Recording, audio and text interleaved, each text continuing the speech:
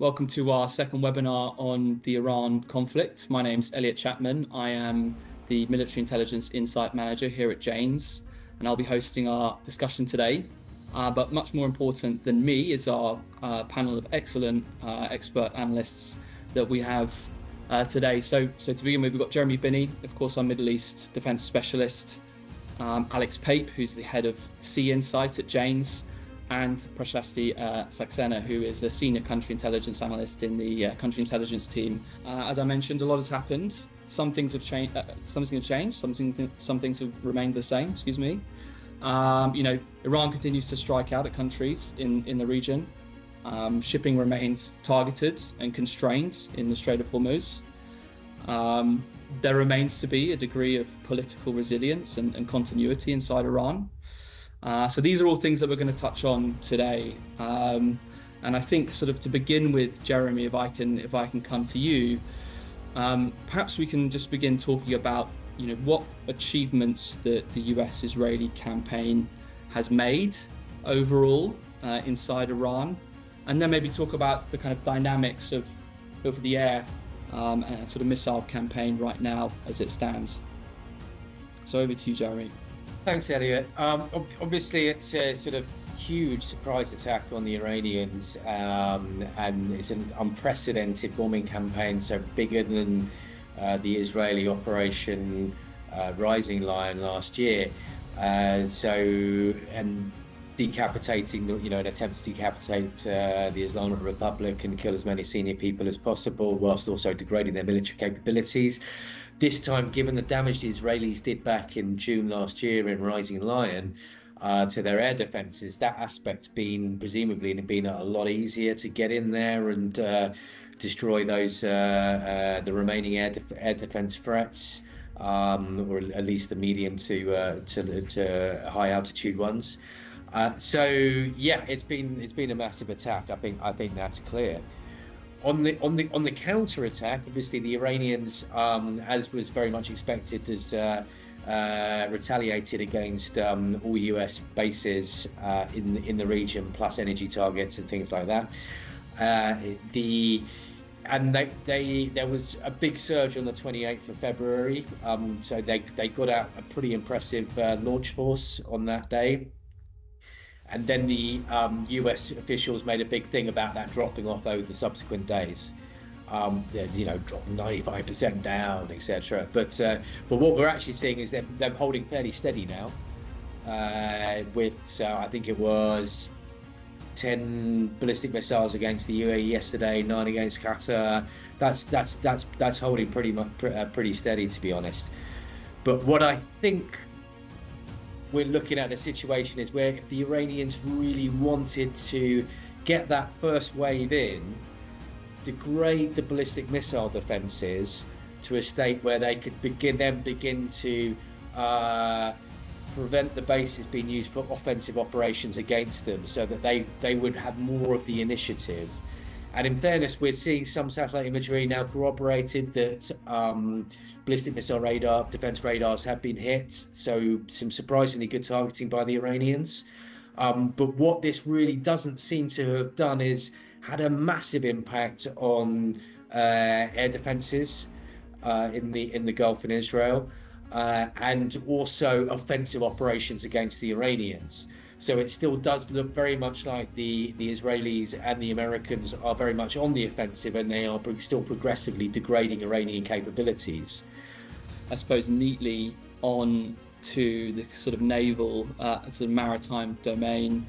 Can you walk us through what's happened to the Iranian Navy so far? The Iranian navies, I should probably say, and maybe just a little distinction on the two there and what their remit is as well. Absolutely, Elliot. So we have seen a pretty systematic targeting of the two navies, as you mentioned. So the Iranian Navy attacked on day one at Konarak, taking out the vessels which were immediately in the northern Arabian Gulf area and could have possibly engaged US forces, naval assets deployed out there. and then moving into the Gulf itself, and then targeting Bandar Abbas around between the 2nd and the 5th of March with heavy strikes and decimating pretty much all vessels alongside there, starting with the units which posed the most immediate threat. So frigates armed with anti-ship missiles and the only operational Kilo class submarine, for example, and then moving on to smaller units as well, for example. So from that perspective, the majority of the Iranian Navy, as it was not a particularly large force in any case, has been destroyed alongside. We haven't really seen any naval engagements at sea, apart from the sinking of the frigate Dana on its way back from the Indian Fleet Review off Sri Lanka on the 4th of March. The Revolutionary Guard Corps Navy, primarily made up of vast numbers of small craft armed with anything from heavy machine guns to anti-ship missiles. There was a few more recent, more modern craft which entered service over the last 2 or 3 years, patrol combatants with missiles, both offensive missiles, anti-ship missiles, as well as some air defense capability as well. So some of those were observed at sea, on fire, and were engaged Soleimani class and Al-Muhandis class. The other asset that was targeted fairly early on was the drone carrier, as the Iranians have called it, the converted container ship that was capable of launching and operating fixed-wing drones, for example. So larger assets have largely gone. We haven't seen very much over the last couple of days in terms of announcements of naval assets being targeted, but certainly within the first 10 days, around 60 ships claimed by US officials have been targeted and destroyed, which makes up most of the large assets. What remains, obviously, is the large numbers of those small craft.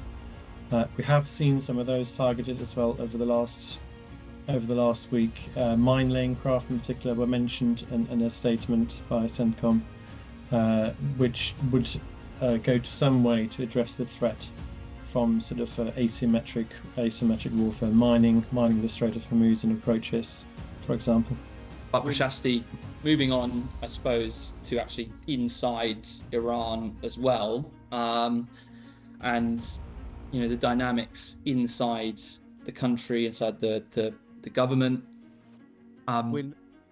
What's the current status of the regime? Of course, we've had a new leader installed recently.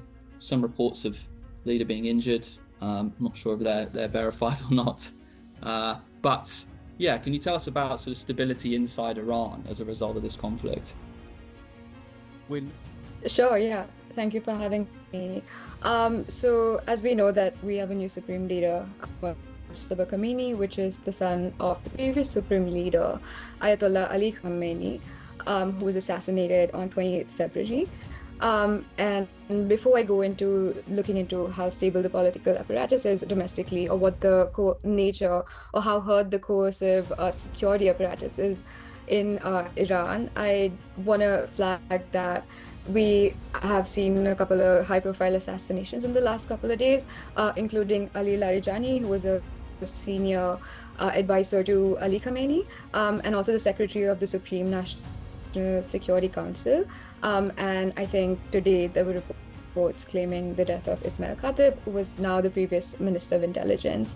I think despite these, at the time of, and based on whatever information that is available, vast majority of it is important to flag that the vast majority of the previous Supreme Leader, Ali Khamenei's circle, are still alive. These people are almost certainly going to be trusted advisors of the new Supreme Leader, Mujtaba Khamenei, as well in the immediate term. So Janes assesses that at least 50 to 20 more individuals that were in the immediate circle of the Supreme Leader are still alive and remain functional in supporting the ideological and decision-making apparatus of the country. And Janes has covered the profiles in the PEMISI, in our PEMISI files for customers to see.